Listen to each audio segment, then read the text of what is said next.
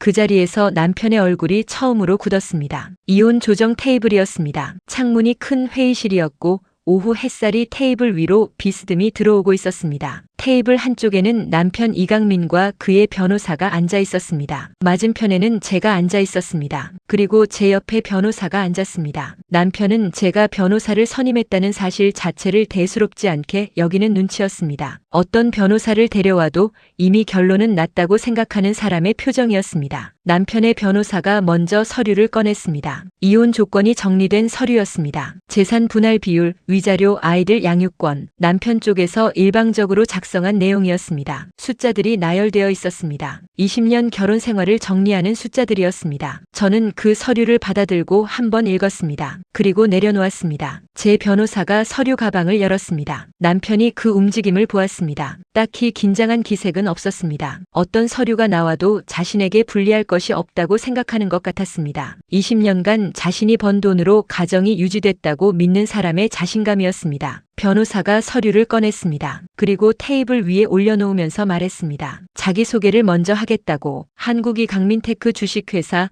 최대 주주 측 법률 대리인이라고. 남편의 눈이 흔들렸습니다. 한국이 강민테크. 남편이 7년 전 창업한 회사였습니다. 남편의 이름이 들어간 회사였습니다. 그 회사의 최대 주주가 지금 제 변호사 옆에 앉아 있다는 말이었습니다. 남편의 변호사가 옆에 앉은 남편을 돌아보았습니다. 남편은 그 시선을 받으면서 테이블 위에 서류를 내려다보았습니다. 저는 그 순간 남편의 얼굴을 보았습니다. 20년 동안 보아온 얼굴이었습니다. 처음 만났을 때의 얼굴, 결혼식 날의 얼굴, 아이들이 태어나던 날의 얼굴, 그리고 저를 무시하기 시작하던 날의 얼굴. 그 모든 얼굴이 스쳐 지나갔습니다. 지금 이 순간 그 얼굴에 처음으로 당혹감이 올라와 있었습니다. 저는 그것을 오래 들여다보지 않았습니다. 볼 필요가 없었습니다. 저는 박선영입니다. 올해 48입니다. 20년을 결혼 생활을 했습니다. 그 20년 동안 저는 직장을 다니고 살림을 하고 아이 둘을 키우고 남편의 뒷바라지를 했습니다. 남편이 2번 실직했을 때 제 월급으로 가정을 유지했습니다. 남편이 창업을 한다고 했을 때 퇴직금을 보태주었습니다. 남편 회사가 어렵다고 했을 때 부모님께 빌린 돈을 넣었습니다. 그리고 남편이 성공했습니다. 그러자 남편은 저를 필요로 하지 않게 됐습니다. 아니, 정확히는 저를 부끄러워하기 시작했습니다. 회사 직원들 앞에서 아내가 평범한 회사원이라는 것을,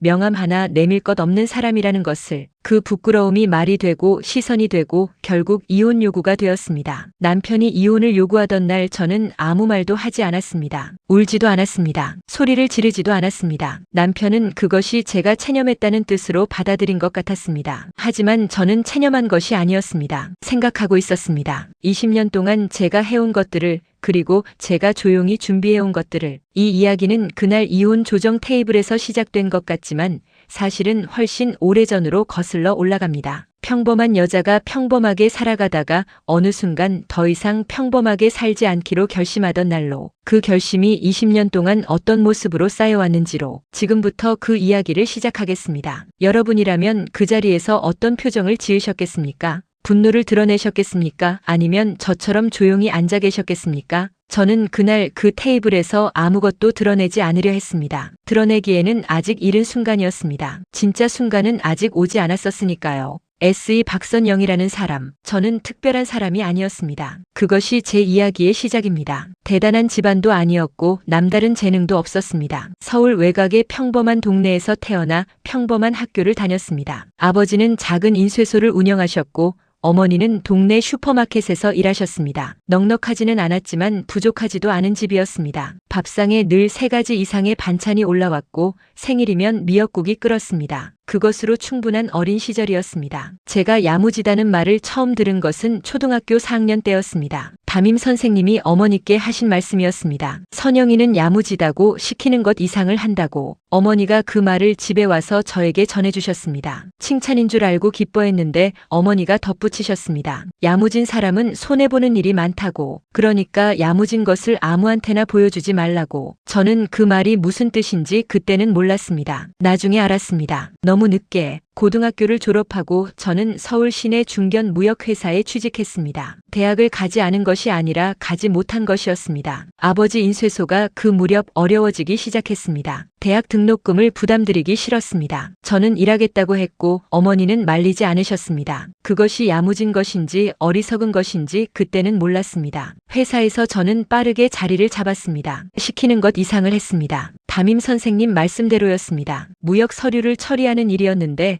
누가 시키지 않아도 영어 공부를 했고 업무 관련 자격증을 땄습니다. 상사들이 저를 좋아했습니다. 후배들이 저를 따랐습니다. 2년 만에 주임이 되었습니다. 작은 성취였지만 그 성취가 저를 앞으로 가게 만들었습니다. 그 무렵 이강민을 만났습니다. 회사 동료의 소개였습니다. 첫 만남은 강남의 작은 이탈리아 식당이었습니다. 강민 씨는 그때 중소 IT 회사에 다니고 있었습니다. 나이는 저보다 3살 위였습니다. 키가 컸고 말이 많은 편이었습니다. 꿈 이야기를 자주 했습니다. 언젠가 자신의 회사를 차리겠다고, 지금 다니는 회사는 경험을 쌓는 곳일 뿐이라고. 그 말들이 당시에 저에게는 매력적으로 들렸습니다. 무언가를 향해 가는 사람처럼 보였습니다. 저는 그런 사람이 좋았습니다. 방향이 있는 사람, 꿈을 말할 때 눈빛이 달라지는 사람. 저는 제 꿈을 크게 그려본 적이 없었습니다. 야무지게 현실을 챙기는 것이 제 방식이었으니까요. 그래서 오히려 꿈을 크게 말하는 사람에게 끌렸는지도 모릅니다. 제게 없는 것을 가진 사람처럼 보였으니까. 사귄 지 1년이 지났을 때 강민 씨가 결혼 이야기를 꺼냈습니다. 저는 신중했습니다. 좋아하는 것과 함께 사는 것은 다르다는 것을 어렴풋이 알고 있었습니다. 하지만 강민 씨는 설득력이 있었습니다. 함께라면 더 멀리 갈 수 있다고. 선영이가 옆에 있으면 자신이 더 잘할 수 있다고. 그 말이 진심처럼 들렸습니다. 지금 생각하면 그 말이 이미 많은 것을 담고 있었습니다. 함께라면이 아니라 선영이가 있으면이라는 표현 안에. 결혼식은 작고 소박했습니다. 양가 부모님과 가까운 친구들만 모인 자리였습니다. 강민 씨 어머니가 저의 손을 잡으셨습니다. 우리 강민이 잘 부탁한다고 하셨습니다. 저는 네라고 했습니다. 그 말이 당연한 것처럼 느껴졌습니다. 잘 부탁한다는 말이 얼마나 많은 것을 의미하는지를 그때는 몰랐습니다. 신호는 달콤했습니다. 강민 씨는 다정했습니다. 퇴근 후에 같이 밥을 먹었고 주말이면 같이 장을 봤습니다. 작은 것들이 좋았습니다. 같이 만든 찌개가 맛있었고 같이 고른 커튼이 마음에 들었습니다. 저는 그 시간들이 오래 가기를 바랐습니다. 그런데 결혼 2년 차에 강민 씨가 첫 번째 실직을 했습니다. 회사가 구조 조정을 했고 강민 씨가 그 대상이 됐습니다. 저는 괜찮다고 했습니다. 제가 다니고 있으니까 걱정하지 말라고. 강민 씨는 고맙다고 했습니다. 금방 다시 취직할 거라고 했습니다. 저는 그 말을 믿었습니다. 그 믿음이 제 20년을 만들었습니다. 취직이 6개월 걸렸고 그 6개월 동안 저는 혼자 살림을 책임졌습니다. 강민 씨는 집에 있으면서 자격증 공부를 했습니다. 저는 출근하고 퇴근하고 밥을 했습니다. 불평하지 않았습니다. 이것이 함께 사는 것이라고 생각했습니다. 힘들 때 옆에 있는 것. 강민 씨가 다시 취직했을 때 저는 진심으로 기뻤습니다. 하지만 그 기쁨이 채 가시기도 전에 첫째 아이가 생겼습니다. 저는 출산 휴가를 쓰고 복직했습니다. 아이는 어머니께 맡겼습니다. 미안했습니다. 하지만 그것 말고는 방법이 없었습니다. 강민 씨 월급만으로는 빠듯했습니다. 제가 일을 해야 했습니다. 그것이 시작이었습니다. 일하는 엄마, 살림하는 아내,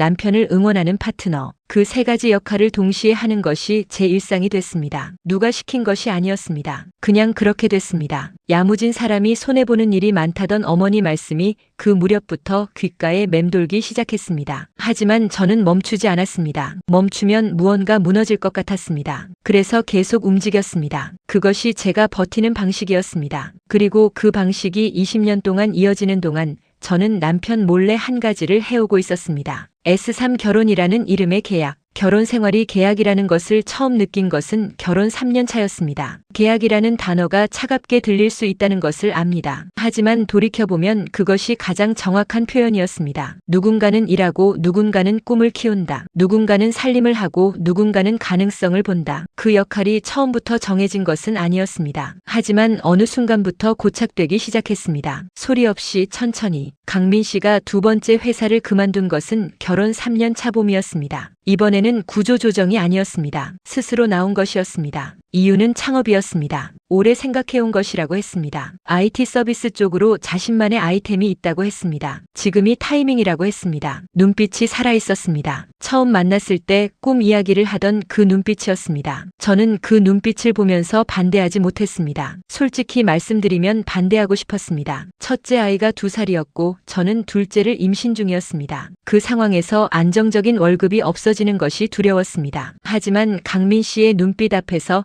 그 두려움을 꺼내기가 어려웠습니다. 당신의 꿈이 무서워서 반대한다는 말이 너무 작은 말처럼 느껴졌습니다. 저는 알겠다고 했습니다. 그 알겠다는 말이 이후 5년을 만들었습니다. 강민 씨의 창업 초기 자금이 필요했습니다. 저는 그동안 모아둔 적금을 깼습니다. 결혼 전부터 조금씩 모아온 돈이었습니다. 야무지게 챙겨온 돈이었습니다. 그것을 강민 씨 통장으로 옮겼습니다. 강민 씨는 고맙다고 했습니다. 반드시 갚겠다고 했습니다. 성공하면 제일 먼저 선영이한테 돌려주겠다고. 저는 괜찮다고 했습니다. 우리 돈이라고. 그 말이 맞았습니다. 우리 돈이었습니다. 하지만 그 이후로 우리 돈이라는 개념이 점점 달라지기 시작했습니다. 강민 씨가 회사에 쓰는 돈은 투자였고 제가 살림에 쓰는 돈은 지출이었습니다. 강민 씨가 밤늦게까지 일하는 것은 꿈을 향한 것이었고 제가 밤늦게까지 아이를 돌보는 것은 당연한 것이었습니다. 둘째가 태어났습니다. 출산 휴가는 2달이었습니다. 2달 후 저는 복직했습니다. 아이 둘을 어머니께 맡겼습니다. 어머니는 아무 말씀도 하지 않으셨습니다. 그냥 아이들을 받아 안으셨습니다. 저는 그 모습을 보면서 나중에 반드시 갚겠다고 생각했습니다. 어머니께 그리고 아이들에게. 강민 씨 창업 회사는 첫 2년이 힘들었습니다. 매출이 나오지 않았습니다. 직원들 월급을 줘야 하는데 돈이 부족하다고 했습니다. 저는 그달 월급에서 일부를 강민 씨 회사 통장으로 보냈습니다. 한 번이었습니다. 그런데 그것이 2번이 됐고 3번이 됐습니다. 어느 순간부터 제 월급의 일부가 매달 강민 씨 회사로 들어가는 것이 당연한 순서가 됐습니다. 저는 가계부를 썼습니다. 매달 수입과 지출을 기록했습니다. 어디서 얼마가 들어오고 어디로 얼마가 나가는지 꼼꼼하게 적었습니다. 강민 씨 회사로 간 돈도 적었습니다. 날짜와 금액을 모두. 강민 씨는 그 가계부의 존재를 알고 있었지만 들여다본 적이 없었습니다. 살림 관련된 것이라고 생각했을 것입니다. 하지만 그 가계부는 살림 기록이 전부가 아니었습니다. 창업 3년 차에 강민 씨 회사가 처음으로 흑자를 냈습니다. 강민 씨가 그날 저녁꽃을 사왔습니다. 오랜만이었습니다. 연애 시절 이후 처음인 것 같았습니다. 저는 그 꽃을 받으면서 기뻤습니다. 함께 버텨온 것들이 결실을 맺는 것 같았습니다. 강민 씨가 말했습니다. 이제부터는 선영이가 회사 다니지 않아도 된다고. 자기가 충분히 벌 수 있다고. 저는 잠깐 생각했습니다. 그리고 계속 다니겠다고 했습니다. 강민 씨가 의아한 표정을 지었습니다. 저는 간단하게 말했습니다. 일이 좋다고 계속 하고 싶다고. 강민 씨는 그렇구나 했습니다. 더 묻지 않았습니다. 저는 그것이 서운하지 않았습니다. 오히려 다행이었습니다. 계속 다니고 싶다는 말은 사실이었습니다. 하지만 그것이 전부는 아니었습니다. 저는 그 무렵부터 제 월급의 일부를 따로 관리하기 시작했습니다. 강민 씨 모르게 작은 금액이었습니다. 처음에는 비상금 개념이었습니다. 무슨 일이 생겼을 때를 대비한 돈이었습니다. 강민 씨 회사가 다시 어려워질 수도 있었고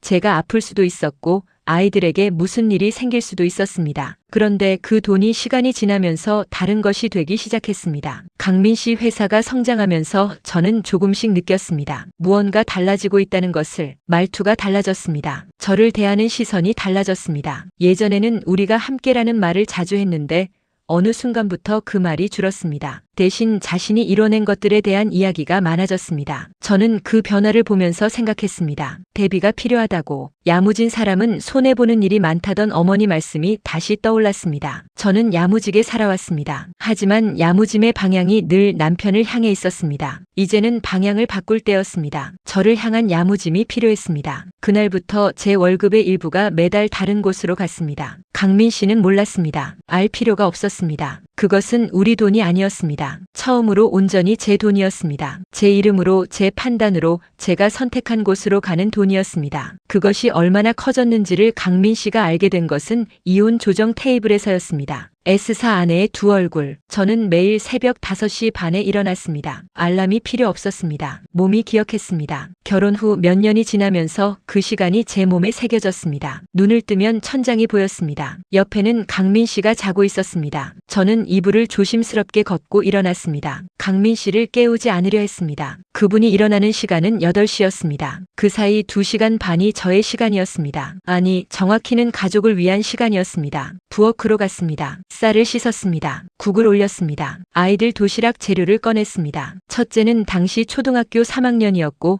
둘째는 유치원이었습니다. 두 아이의 입맛이 달랐습니다. 첫째는 짜지 않은 것을 좋아했고 둘째는 색깔이 화려한 음식을 거부했습니다. 저는 그것을 다 기억하면서 반찬을 만들었습니다. 그러면서 세탁기를 돌렸습니다. 그러면서 어젯밤 읽다 만 업무 자료를 머릿속으로 정리했습니다. 여러 가지를 동시에 하는 것이 언제부터 자연스러워졌는지 기억나지 않습니다. 아이들을 깨우는 것은 7시였습니다. 씻기고 먹이고 입히고 가방을 챙겼습니다. 강민 씨는 그 시간에 일어나 혼자 씻고 밥상에 앉았습니다. 저는 강민 씨 밥도 차렸습니다. 아이들 밥도 차렸습니다. 그리고 저는 서서 먹었습니다. 앉을 시간이 없었습니다. 아이들 가방에 빠진 것은 없는지, 강민 씨 출근 준비는 됐는지 살피면서 서서 밥을 먹었습니다. 강민 씨가 먼저 나갔습니다. 아이들을 어머니께 데려다 주고 저도 출근했습니다. 지하철을 탔습니다. 출근길 지하철 안에서 저는 그날 처리해야 할 업무를 머릿속으로 정리했습니다. 회사에 도착하면 저는 다른 사람이 됐습니다. 박선영 주임, 나중에는 박선영 과장이 됐습니다. 꼼꼼하고 책임감 있다는 말을 들었습니다. 후배들이 어려운 일이 생기면 저를 찾아왔습니다. 저는 그 자리에서 집 이야기를 꺼낸 적이 없었습니다. 집에서도 회사 이야기를 꺼낸 적이 없었습니다. 두 세계가 완전히 분리되어 있었습니다. 퇴근은 6시였습니다. 칼퇴근이었습니다. 야근을 하고 싶어도 할 수 없었습니다. 어머니께 아이들을 너무 오래 맡길 수 없었습니다. 저는 6시가 되면 컴퓨터를 껐습니다. 팀장이 눈치를 줄 때도 있었습니다. 저는 그 눈치를 받아들이면서도 일어났습니다. 미안하다는 말은 했습니다. 하지만 남지는 않았습니다. 아이들이 기다리고 있었습니다. 어머니 집에서 아이들을 데리고 집으로 왔습니다. 저녁을 만들었습니다. 아이들 숙제를 봐주었습니다. 씻기고 재웠습니다. 강민 씨는 대부분 그 시간에 없었습니다. 회사 일이 바빴습니다. 저녁 늦게 들어오는 날이 많았습니다. 저는 그것에 대해 불평하지 않았습니다. 강민 씨가 열심히 하는 것을 알았습니다. 회사가 커지는 것이 보였습니다. 그것이 가족을 위한 것이라고 믿었습니다. 아이들이 잠든 후 저는 다시 부엌으로 갔습니다. 다음 날 아침 준비를 미리 해두는 것이었습니다. 그리고 밀린 설거지를 했습니다. 빨래를 개켰습니다. 그 시간이 끝나면 10시가 넘었습니다. 저는 그때 책상 앞에 앉았습니다. 업무 자료를 읽었습니다. 자격증 공부를 했습니다. 1시간이라도 제 것을 만드는 시간을 갖고 싶었습니다. 그 1시간이 다음 날을 버티게 했습니다. 강민 씨가 들어오는 시간은 대부분 11시 이후였습니다. 들어오면 밥이 있었습니다. 제가 차려두었습니다. 강민 씨는 먹고 씻고 잤습니다. 저는 강민 씨가 다 들어오고 나서야 잠자리에 들었습니다. 새벽 1시가 되는 날도 있었습니다. 그리고 5시 반에 다시 일어났습니다. 그 생활이 반복됐습니다. 월요일부터 금요일까지 52주가 지나면 1년이 됐습니다. 1년이 쌓이면 5년이 됐습니다. 5년이 지나면 10년이 됐습니다. 저는 그 시간 동안 한 번도 이것이 불공평하다고 소리내어 말하지 않았습니다. 말하면 무언가 금이 갈 것 같았습니다. 그 금이 무엇으로 이어질지 몰랐습니다. 대신 저는 기록했습니다. 가계부의 숫자를 적는 것으로 시작됐는데 어느 순간부터 그 외의 것들도 적기 시작했습니다. 날짜와 함께 강민 씨 회사 통장으로 들어간 돈, 제가 부모님께 빌려 보탠 금액, 어머니께서 아이들을 봐주신 날들, 제가 야근을 못한 대신 집에서 처리한 업무 내용들. 처음에는 왜 이것들을 적는지 몰랐습니다. 그냥 적었습니다. 야무진 사람의 습관이었습니다. 나중에 그것이 무엇이었는지 알았습니다. 증거였습니다. 누군가에게 보여주려고 만든 것이 아니었습니다. 하지만 결과적으로 그것은 20년치 증거가 됐습니다. 이 결혼 안에서 무엇이 어떻게 흘러갔는지를 날짜와 숫자로 보여주는 기록이었습니다. 그 기록이 나중에 이혼 조정 테이블 위에 올라가게 될 줄은 그 시절에 저는 몰랐습니다. 알았다면 더 꼼꼼하게 적었을 것입니다. 아니, 사실 그것보다 더 꼼꼼하게 적는 것은 불가능했습니다. 저는 이미 할 수 있는 가장 꼼꼼한 방식으로 적고 있었으니까요. 강민 씨는 그 노트의 존재를 몰랐습니다. 살림 노트라고 했습니다. 강민 씨가 한번 무슨 노트냐고 물었을 때 저는 장보기 기록이라고 했습니다. 강민 씨는 그렇구나 하고 관심을 끊었습니다. 살림에 관련된 것은 강민 씨 세계에서 중요한 것이 아니었으니까요. 그 무관심이 나중에 강민 씨에게 가장 불리한 것이 됐습니다. SO 남편이 성공할수록 강민 씨 회사가 처음으로 언론에 나온 것은 창업 5년 차였습니다. 작은 기사였습니다. 스타트업 관련 온라인 매체였고 절반 페이지 분량이었습니다. 하지만 강민 씨는 그 기사를 출력해서 냉장고에 붙였습니다. 저는 그것을 보면서 웃었습니다. 기뻤습니다. 함께 버텨온 시간이 이렇게 나오는구나 싶었습니다. 강민 씨가 그날 저녁 치킨을 시켰습니다. 아이들과 함께 먹었습니다. 작은 축하였지만 따뜻한 저녁이었습니다. 그런데 그 기사가 나온 이후부터 무언가 달라지기 시작했습니다. 처음에는 작은 것들이었습니다. 강민 씨가 예전보다 늦게 들어오기 시작했습니다. 회식이 많아졌습니다. 주말에 골프 약속이 생겼습니다. 저는 그것이 회사가 커지면서 생기는 자연스러운 변화라고 생각했습니다. 사업을 하면 그런 자리들이 필요하다는 것을 알았습니다. 하지만 달라진 것은 그것만이 아니었습니다. 말투가 달라졌습니다. 처음에는 알아차리지 못했습니다. 워낙 조금씩 달라졌으니까요. 그런데 어느 날 문득 깨달았습니다. 강민 씨가 저에게 하는 말의 방식이 예전과 다르다는 것을. 예전에는 같이 논의하듯 이야기했는데 어느 순간부터 통보하는 방식이 됐습니다. 이번 주말에 출장 간다고, 이번 달 생활비는 이만큼이라고, 애들 학원은 이쪽으로 옮기자고. 제 의견을 묻지 않았습니다. 그냥 말했습니다. 저는 처음 몇 번은 의견을 냈습니다. 그 학원은 아이가 싫어한다고, 이번 주말은 첫째 학교 행사가 있다고. 강민 씨는 그 말을 들었습니다. 하지만 듣는 것과 받아들이는 것이 달랐습니다. 강민 씨는 들으면서 이미 자신의 결론을 가지고 있었습니다. 제 말은 참고 사항이었습니다. 결정은 강민 씨가 했습니다. 저는 그 패턴을 알아차리면서 의견 내는 횟수를 줄였습니다. 에너지 낭비였습니다. 어차피 결론은 정해져 있었으니까요. 대신 저는 그 결정들이 가져오는 결과들을 처리했습니다. 아이가 싫어하는 학원을 달래가며 보냈고 학교 행사는 혼자 참석했습니다. 처리하는 사람은 저였습니다. 결정하는 사람은 강민 씨였습니다. 창업 7년 차에 회사가 크게 성장했습니다. 직원이 50명을 넘었고 매출이 처음으로 100억을 돌파했습니다. 강민 씨가 그 소식을 저에게 전하던 날 저는 진심으로 축하했습니다. 오래 버텨온 것이 결실을 맺은 것이었습니다. 함께 만들어온 것이었습니다. 저는 그렇게 생각했습니다. 하지만 강민 씨는 그렇게 생각하지 않았습니다. 그것을 처음으로 느낀 것은 그 무렵 열린 회사 창립 기념 행사에서였습니다. 직원들과 가족들이 모인 자리였습니다. 강민 씨가 단상에 올라 이야기를 했습니다. 창업 과정의 어려움, 버텨온 시간들, 앞으로의 비전. 이야기가 이어지는 동안 저는 자리에 앉아 들었습니다. 그런데 그 이야기 안에 제가 없었습니다. 처음 2년간 제 월급으로 가정을 유지했던 이야기가 없었습니다. 제 적금으로 초기 자금을 댔던 이야기가 없었습니다. 매달 제 월급 일부가 회사 통장으로 들어갔던 이야기가 없었습니다. 강민 씨의 이야기 안에는 강민 씨 혼자 버텨온 시간이 있었습니다. 혼자 일군 것이었습니다. 혼자 만들어낸 것이었습니다. 저는 그 자리에서 웃고 있었습니다. 박수를 쳤습니다. 옆에 앉은 다른 직원 부인이 대단하시다고,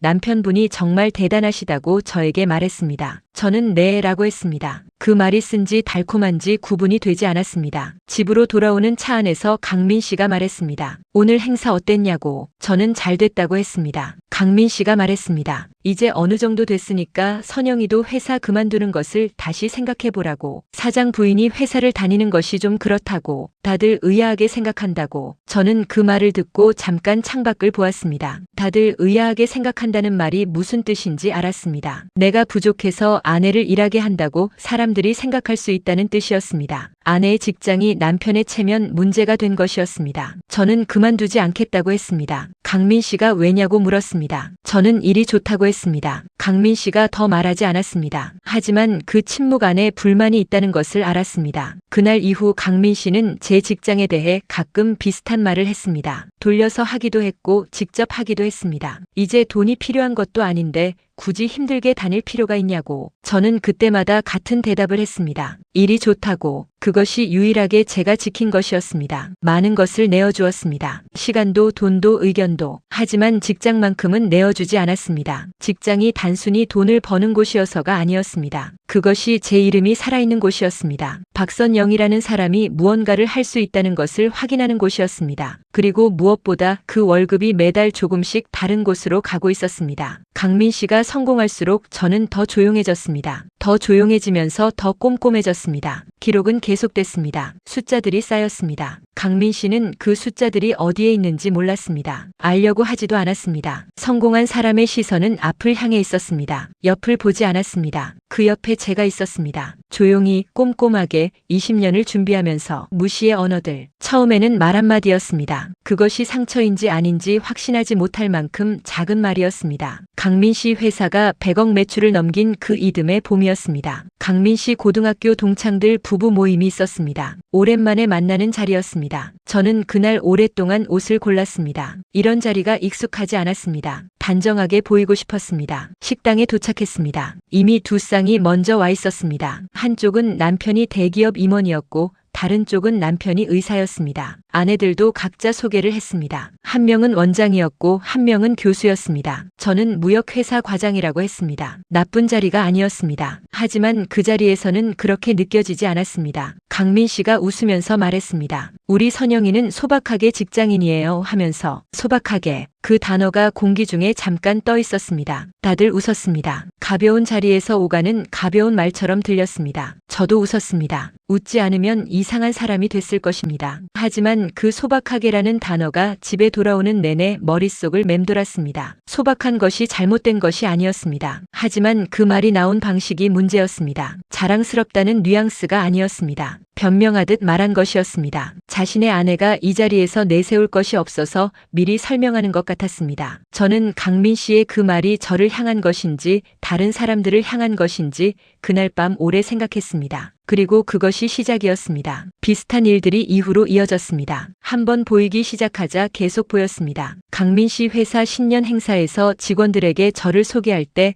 강민 씨는 집사람이라고만 했습니다. 이름을 말하지 옆에 있는 다른 임원의 아내는 이름과 직함으로 소개됐습니다. 저는 집사람이었습니다. 어느 날 저녁 친구 부부가 집에 놀러 왔습니다. 식사를 같이 했습니다. 제가 만든 음식이었습니다. 다들 맛있다고 했습니다. 그런데 강민 씨가 말했습니다. 원래 살림은 잘해요. 그게 특기예요 하면서 웃었습니다. 친구 부부도 웃었습니다. 저도 웃었습니다. 하지만 그 말이 칭찬인지 다른 것인지 저는 알았습니다. 회사 과장이라는 것은 빼고 20년 동안 살림과 직장을 동시에 해온 것도 빼고 살림이 특기인 사람으로 정리된 것이었습니다. 처음에는 말하려 했습니다. 그 말이 상처가 된다고, 그렇게 소개되는 것이 불편하다고 2번 말했습니다. 강민 씨는 2번 다 비슷한 반응이었습니다. 왜 그런 것을 신경 쓰냐고, 그냥 하는 말인데 너무 예민하게 받아들이는 것 아니냐고, 한 번은 요즘 스트레스 받는 것이 있냐고 물었습니다. 마치 제가 예민해진 것이 문제인 것처럼. 저는 그 이후로 말하지 않았습니다. 말에서 달라지지 않는 것들이 있다는 것을 그때 배웠습니다. 그리고 말하는 것이 오히려 제가 이상한 사람이 되는 상황도 있다는 것을. 강민 씨의 말들은 점점 구체적이 됐습니다.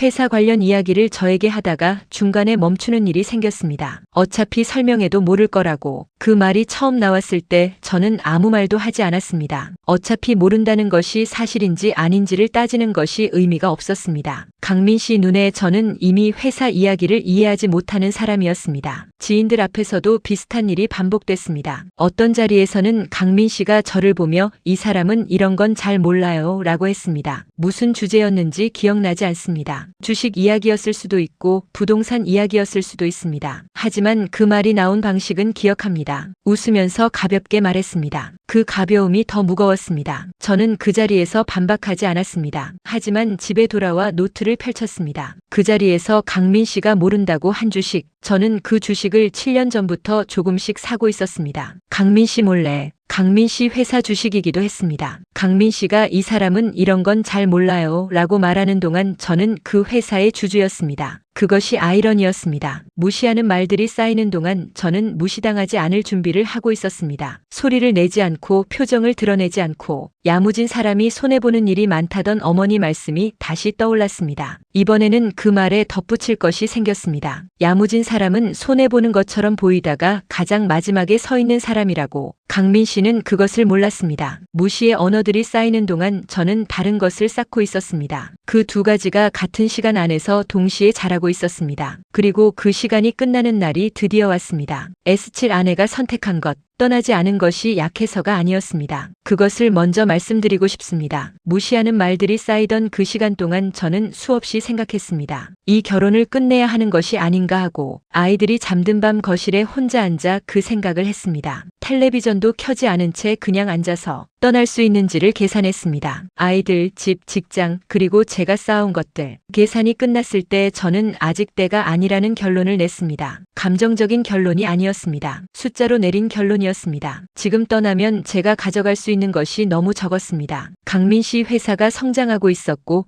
그 성장에 제가 기여한 것들이 아직 숫자로 증명되지 않은 상태였습니다. 지금 나가면 그것을 모두 두고 나가는 것이었습니다. 20년을 버텨온 사람이 마지막 순간에 빈손으로 나가는 것이었습니다. 저는 그것을 원하지 않았습니다. 그래서 더 기다렸습니다. 기다리는 동안 더 준비했습니다. 준비하는 동안 더 조용해졌습니다. 강민 씨는 제가 조용해진 것을 자신에게 익숙해진 것으로 받아들인 것 같았습니다. 체념한 아내, 더 이상 불만을 표현하지 않는 아내. 그것이 강민 씨에게는 편한 아내였습니다. 저는 편한 아내로 보이는 것이 나쁘지 않았습니다. 편해 보이는 사람을 자세히 들여다보는 사람은 없으니까요. 제가 처음으로 주식을 산 것은 강민 씨 창업 3년 차였습니다. 회사가 처음으로 흑자를 낸 그 시점이었습니다. 강민 씨 회사는 비상장이었지만 강민 씨가 투자받은 곳의 모 회사가 코스닥에 상장되어 있었습니다. 저는 그 관계를 파악하는데 2달이 걸렸습니다. 강민 씨 회사 서류를 볼 기회가 있을 때마다 조금씩 읽었습니다. 강민 씨는 제가 그 서류들을 이해하지 못할 것이라고 생각했습니다. 어차피 설명해도 모를 거라는 말을 하기 훨씬 전부터 그렇게 생각하고 있었을 것입니다. 하지만 저는 이해했습니다. 무역회사 과장으로 10년 넘게 일하면서 재무 서류 읽는 것이 낯설지 않았습니다. 주식 공부는 따로 했습니다. 점심시간에 책을 읽었습니다. 퇴근 후 아이들이 잠든 뒤 그 1시간을 주식 공부에 썼습니다. 누가 시킨 것이 아니었습니다. 필요하다고 생각해서 했습니다. 처음 산 금액은 50만 원이었습니다. 크지 않은 돈이었습니다. 하지만 그 50만 원이 시작이었습니다. 매달 제 월급에서 따로 관리하던 돈 중 일부를 주식으로 옮겼습니다. 강민 씨 회사와 연결된 종목이기도 했지만 다른 종목들도 조금씩 분산했습니다. 한 곳에 몰아넣는 것이 위험하다는 것을 알았습니다. 야무진 사람의 방식이었습니다. 강민 씨 회사가 성장하면서 관련 종목도 올랐습니다. 저는 그것을 팔지 않았습니다. 기다렸습니다. 팔 때가 있고 기다릴 때가 있다는 것을 그 무렵에는 알고 있었습니다. 강민 씨 회사가 본격적으로 성장 궤도에 오르면서 저의 포트폴리오도 달라졌습니다. 숫자가 커졌습니다. 처음 50만 원이 500만 원이 됐고 500만 원이 5천만 원이 됐습니다. 그리고 그보다 더 커졌습니다. 강민 씨는 몰랐습니다. 저는 그 사실을 강민 씨에게 말하지 않았습니다. 말할 이유가 없었습니다. 우리 돈이 아니었으니까요. 제 돈이었습니다. 처음으로 온전히 제 판단으로 만든 돈이었습니다. 강민 씨의 허락을 받지 않은 돈이었습니다. 강민 씨 이름이 들어가지 않은 돈이었습니다. 주식만이 아니었습니다. 강민 씨 창업 5년 차에 저는 작은 오피스텔 하나를 샀습니다. 강민 씨 회사가 있는 지역 근처였습니다. 그 지역이 개발될 것이라는 것을 관련 서류를 보면서 파악했습니다. 강민 씨 회사 덕분에 알게 된 정보였습니다. 하지만 그 정보를 활용한 것은 저였습니다. 대출을 끼고 샀습니다. 매달 제 월급에서 대출 이자를 냈습니다. 강민 씨는 그 오피스텔의 존재를 몰랐습니다. 그것이 제가 아직 떠나지 않은 2번째 이유였습니다. 아직 끝내면 안 됐습니다. 오피스텔 대출이 남아 있었고 주식도 아직 팔 때가 아니었습니다. 그리고 무엇보다 강민 씨 회사가 아직 더 성장할 여지가 있었습니다. 그 성장이 마무리되는 시점을 저는 기다리고 있었습니다. 기다리는 동안 저는 표정을 관리했습니다. 무시하는 말을 들을 때도 웃었습니다. 소박하다는 말을 들을 때도 고개를 끄덕였습니다. 살림이 특기라는 말을 들을 때도 감사하다고 했습니다. 그 표정들이 진심이 아니었냐고 물으신다면 진심이 아니었습니다. 하지만 거짓이라고 하기도 어렵습니다. 그 표정들은 제가 선택한 것이었습니다. 때를 기다리는 동안 쓰는 표정이었습니다. 강민 씨가 이혼을 요구하던 날 저는 그 표정을 마지막으로 썼습니다. 아무 말도 하지 않았습니다. 울지도 않았습니다. 강민 씨는 제가 체념한 것이라고 생각했을 것입니다. 하지만 저는 체념한 것이 아니었습니다. 그날이 드디어 왔다고 생각했습니다. 기다려온 날이 온 것이었습니다. 이혼. 강민 씨가 원한다면 해드릴 수 있었습니다. 하지만 그 조건은 강민 씨가 생각하는 것과 달랐습니다. 얼마나 다른지를 강민 씨는 아직 몰랐습니다. 이혼 조정 테이블에 제 변호사가 앉기 전까지는 여러분이라면 그 20년을 어떻게 버티셨겠습니까? 저는 준비하면서 버텼습니다. 그것이 제 방식이었습니다. 야무진 사람은 손해보는 것처럼 보이다가 가장 마지막에 서 있는 사람이라고 했습니다. 저는 마지막에 서 있기 위해 20년을 걸었습니다. 그 걸음이 드디어 목적지에 닿으려 하고 있었습니다. S8 이혼 요구. 그날은 평범한 화요일이었습니다. 특별한 날이 아니었습니다. 아침에 아이들 밥을 먹였고 출근했고 퇴근했습니다. 저녁을 만들었고 아이들 숙제를 봐주었습니다. 강민 씨는 늦는다고 문자가 왔습니다. 저는 밥을 덮어두었습니다. 아이들을 재웠습니다. 그리고 거실 소파에 앉아 있었습니다. 특별할 것이 없는 저녁이었습니다. 강민 씨가 들어온 것은 11시가 넘어서였습니다. 술 냄새가 났습니다. 심하지는 않았습니다. 회식이었던 것 같았습니다. 강민 씨는 넥타이를 풀면서 소파에 앉았습니다. 저는 밥 차려드릴까요? 라고 물었습니다. 강민 씨가 괜찮다고 했습니다. 그리고 잠깐 침묵이 흘렀습니다. 그 침묵이 평소와 달랐습니다. 무언가 말하려는 사람의 침묵이었습니다. 준비하는 침묵. 저는 그것을 느끼면서 소파에 그대로 앉아 있었습니다. 먼저 묻지 않았습니다. 강민 씨가 말할 것이라는 것을 알았습니다. 강민 씨가 말했습니다. 할 말이 있다고. 저는 네 라고 했습니다. 강민 씨가 천천히 말했습니다. 이혼을 생각해봤다고. 오래 생각한 것이라고. 선영이도 느끼고 있을 것 같다고. 우리 사이가 예전 같지 않다는 것을, 서로 다른 방향을 보고 있는 것 같다고. 말들이 이어졌습니다. 준비해온 말들처럼 들렸습니다. 실제로 준비해온 것일 수도 있었습니다. 저는 그 말들을 들으면서 강민 씨 얼굴을 보았습니다. 미안한 표정이 없었습니다.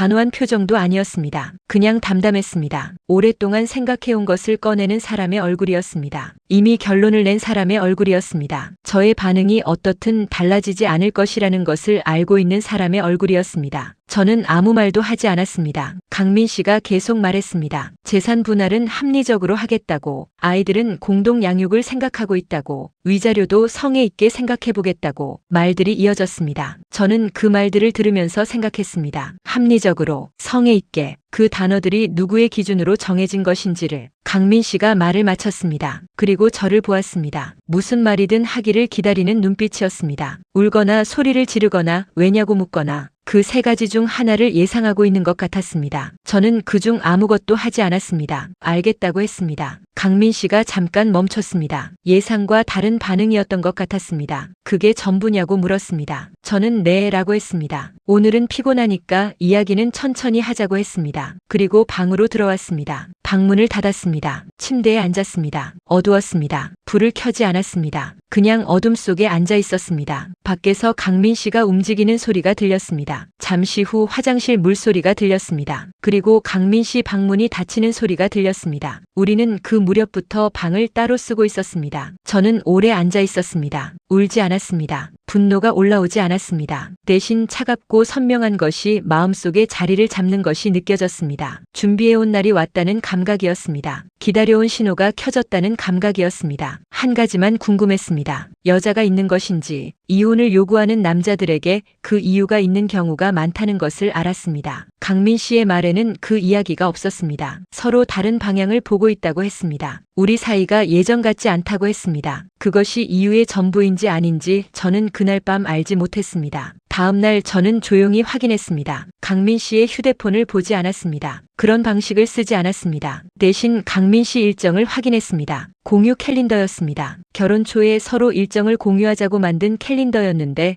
강민 씨는 이미 오래전부터 업데이트를 하지 않았습니다. 하지만 회사 일정은 비서가 관리했고 그 일부가 연동되어 있었습니다. 저는 그 일정들을 보면서 빈 구간들을 찾았습니다. 설명되지 않는 저녁들이 있었습니다. 회식도 출장도 아닌 빈칸들. 그 빈칸들이 어디를 향하고 있는지 저는 한 달에 걸쳐 파악했습니다. 서두르지 않았습니다. 정확해야 했습니다. 감으로 움직이는 것이 아니라 확인된 것으로 움직여야 했습니다. 확인됐습니다. 강민 씨 회사 마케팅 팀장이었습니다. 33살이었습니다. 저보다 15살 어렸습니다. 강민 씨가 직접 채용한 직원이었습니다. 저는 그 사실을 확인한 날 아무것도 하지 않았습니다. 강민 씨에게 말하지 않았습니다. 소리를 지르지 않았습니다. 그냥 그 사실을 노트에 날짜와 함께 적었습니다. 증거가 하나 더 생겼습니다. 강민 씨는 그 이후로 가끔 이혼 이야기를 꺼냈습니다. 생각해봤냐고, 결론을 내야 하지 않겠냐고. 저는 매번 조금만 더 기다려달라고 했습니다. 강민 씨는 답답해했습니다. 하지만 기다렸습니다. 제가 결국 수긍할 것이라고 생각했을 것입니다. 합리적으로 성의 있게 제시한 조건을 받아들일 것이라고. 그 조건을 받아들이지 않겠다는 것을 강민 씨는 몰랐습니다. 저는 변호사를 알아보기 시작했습니다. 아무 변호사나 찾지 않았습니다. 이혼 전문이면서 재산 분쟁에 강한 변호사. 그리고 한 가지 조건이 더 있었습니다. 강민 씨 회사의 주식 구조를 이해할 수 있는 변호사. 그 조건에 맞는 사람을 찾는데 2달이 걸렸습니다. 그리고 그 변호사가 저를 처음 만나던 날 제가 꺼낸 서류들을 보고 말했습니다. 이 정도면 충분하다고. 아니, 충분한 것보다 많다고. 저는 그 말을 듣고 처음으로 안도했습니다. 20년이 충분했습니다. S구 변호사를 선임하다. 변호사 사무소는 서울 서초동에 있었습니다. 건물 8층이었습니다. 엘리베이터를 타고 올라가면서 저는 손에 든 서류 가방을 한 번 더 확인했습니다. 가볍지 않았습니다. 20년치 기록이 들어 있었습니다. 가계부, 이체 내역, 영수증, 사진, 날짜가 적힌 메모들. 꺼내기 전에는 이것들이 충분한지 몰랐습니다. 충분하지 않으면 어떻게 해야 하는지도 몰랐습니다. 그냥 있는 것을 다 가지고 왔습니다. 변호사 이름은 최준혁이었습니다. 40 초반이었고 이혼 전문 변호사였습니다. 재산 분쟁 승소율이 높다는 것을 알아보는 과정에서 확인했습니다. 거기에 한 가지가 더 있었습니다. 최 변호사가 몇 년 전까지 대형 로펌에서 기업 인수합병 업무를 담당했다는 것. 주식과 지분 구조를 다뤄본 사람이었습니다. 제가 찾던 조건이었습니다. 대기실에서 잠깐 기다렸습니다. 사무소 안이 조용했습니다. 직원 한 명이 자리에 앉아 서류를 보고 있었습니다. 커피를 권했지만 사양했습니다. 긴장했냐고 물으신다면 긴장하지 않았습니다. 오히려 차분했습니다. 이 자리에 오기까지 오래 준비했기 때문이었습니다. 준비된 사람은 긴장하지 않는다는 것을 그날 처음으로 느꼈습니다. 최 변호사가 나왔습니다. 악수를 했습니다. 손이 단단했습니다. 눈빛이 날카로웠습니다. 상대를 빠르게 파악하는 사람의 눈빛이었습니다. 저는 그 눈빛을 좋아했습니다. 감정으로 일하는 사람이 아니라 머리로 일하는 사람의 눈빛이었습니다. 제가 원하는 것이 그것이었습니다. 상담실로 들어갔습니다. 테이블을 사이에 두고 마주 앉았습니다. 최 변호사가 먼저 물었습니다. 어떤 상황인지 말씀해 주시겠냐고. 저는 준비해온 순서대로 이야기하기 시작했습니다. 결혼 연도, 남편 직업, 회사 규모, 이혼 요구가 나온 시점, 감정을 빼고 사실만 말했습니다. 어려울 것 같았는데 어렵지 않았습니다. 오래 정리해온 것들이었으니까요. 최 변호사가 중간에 한 번 손을 들었습니다. 잠깐 멈춰달라고 했습니다. 그리고 물었습니다. 남편 회사 지분 구조를 파악하고 계신 게 있냐고. 저는 서류 가방을 열었습니다. 정리해온 서류들을 꺼냈습니다. 강민 씨 회사 초기 투자 관련 서류, 지분 변동 내역, 그리고 제가 보유하고 있는 관련 종목 내역. 최 변호사가 그것들을 받아들고 읽기 시작했습니다. 한 장씩 넘겼습니다. 표정이 처음과 달라지기 시작했습니다. 날카롭던 눈빛이 집중으로 바뀌었습니다. 한참 후 최 변호사가 고개를 들었습니다. 그리고 물었습니다. 이것들을 어떻게 만드셨냐고. 저는 대답했습니다. 20년 동안 적었다고. 최 변호사가 잠시 저를 보았습니다. 그리고 다시 서류를 봤습니다. 가계부를 꺼냈습니다. 첫 페이지부터 넘겼습니다. 날짜가 있었습니다. 금액이 있었습니다. 어디서 어디로 간 돈인지가 있었습니다. 강민 씨 회사 통장으로 들어간 돈도 있었습니다. 부모님께 빌려넣은 돈도 있었습니다. 매달 따로 관리한 돈의 흐름도 있었습니다. 최 변호사가 가계부를 내려놓으면서 말했습니다. 이 정도면 충분하다고. 아니, 충분한 것보다 많다고. 저는 그 말을 듣고 잠깐 눈을 감았습니다. 감은 것은 1초도 안 됐습니다. 하지만 그 1초 안에 많은 것이 지나갔습니다. 새벽 5시 반에 일어나던 날들, 서서 밥을 먹던 날들,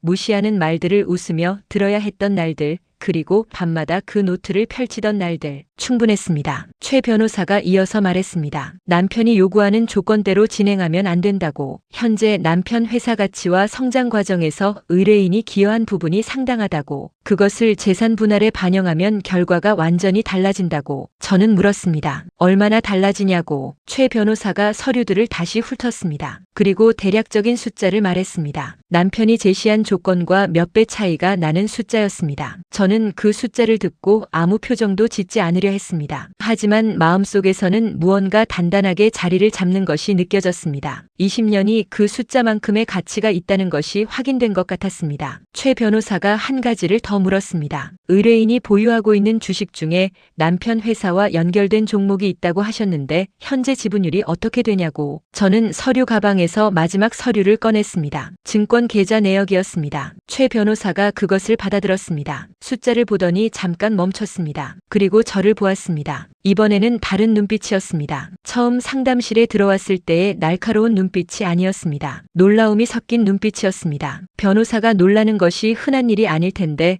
그 표정이 감추어지지 않았습니다. 최 변호사가 말했습니다. 의뢰인이 현재 남편 회사 최대 주주 측 지분을 상당 부분 보유하고 있다고. 이것이 공개되는 순간 협상 구도가 완전히 바뀐다고. 저는 알고 있다고 했습니다. 최 변호사가 물었습니다. 언제부터 이것을 준비하셨냐고. 저는 대답했습니다. 남편이 소박하다는 말을 처음 했을 때부터라고. 최 변호사가 잠시 저를 바라보았습니다. 그리고 말했습니다. 좋은 의뢰인을 만났다고. 이 사건은 해볼 만하다고. 저는 고개를 끄덕였습니다. 해볼 만한 것이 아니었습니다. 이미 끝난 것이었습니다. 20년 전부터 준비해온 것이었으니까요. 강민 씨가 이혼 조정 테이블에 앉는 날 무엇을 보게 될지 저는 이미 알고 있었습니다. 그것이 얼마나 달라진 풍경일지도. 남은 것은 그날을 기다리는 것뿐이었습니다. 그리고 그날 강민 씨 표정이 굳는 것을 저는 조용히 바라보았습니다. S10 20년의 기록. 최 변호사와 첫 상담을 마치고 나서 한 달이 지났습니다. 그 한 달 동안 저는 두 가지를 동시에 했습니다. 하나는 평소처럼 살았습니다. 새벽 5시 반에 일어났습니다. 아이들 밥을 차렸습니다. 출근했습니다. 퇴근했습니다. 저녁을 만들었습니다. 강민 씨가 늦게 들어오면 밥을 덮어두었습니다. 달라진 것이 없었습니다. 강민 씨는 제가 이혼을 수긍하는 방향으로 마음을 정리하고 있다고 생각하는 것 같았습니다. 가끔 이혼 이야기를 꺼낼 때 예전보다 여유로운 표정이었습니다. 다른 하나는 준비였습니다. 최 변호사가 요청한 추가 서류들을 정리했습니다. 20년치 기록이 이미 있었지만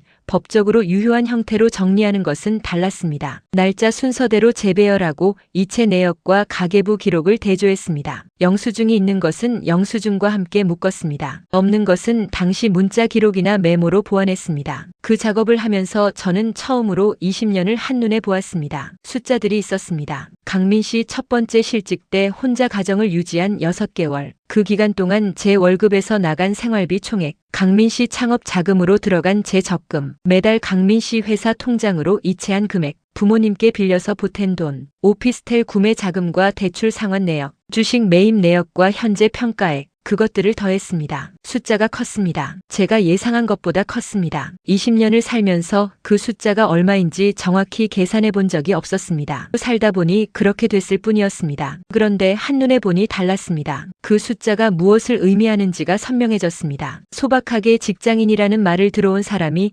20년 동안 만들어낸 숫자였습니다. 살림이 특기라는 말을 들어온 사람이 꼼꼼하게 쌓아온 기록이었습니다. 저는 그날 밤 오래 앉아 있었습니다. 감상적이 되려는 것을 막았습니다. 지금은 그럴 때가 아니었습니다. 하지만 한 가지만큼은 인정했습니다. 잘 버텨왔다고, 야무지게 살아왔다고. 어머니가 그 말이 손해보는 일이 많다고 했는데 꼭 그런 것만은 아니었다고. 최 변호사를 두 번째로 만난 것은 그로부터 2주 후였습니다. 이번에는 서류 가방이 더 무거웠습니다. 추가로 정리한 것들이 있었습니다. 강민 씨 회사 관련 서류 중 제가 보관하고 있던 것들도 가져갔습니다. 창업 초기에 강민 씨가 집에 가져왔던 계약서, 사본들, 투자 관련 서류들. 강민 씨는 그것들을 제가 갖고 있다는 사실을 알지 못했습니다. 당시 집에 가져왔다가 두고 간 것들이었는데 저는 그것들을 버리지 않고 보관했습니다. 왜 보관했는지 그때는 몰랐습니다. 그냥 버리면 안 될 것 같았습니다. 최 변호사가 그 서류들을 보면서 말했습니다. 이것들이 있으면 회사 초기 자금 흐름을 증명하는데 훨씬 수월하다고. 의뢰인이 제공한 자금이 회사 성장의 초기 기반이 됐다는 것을 보여줄 수 있다고. 저는 고개를 끄덕였습니다. 최 변호사가 이어서 말했습니다. 한 가지 더 확인하고 싶은 것이 있다고. 강민 씨 회사에 다른 여자가 있다는 것을 확인하셨다고 하셨는데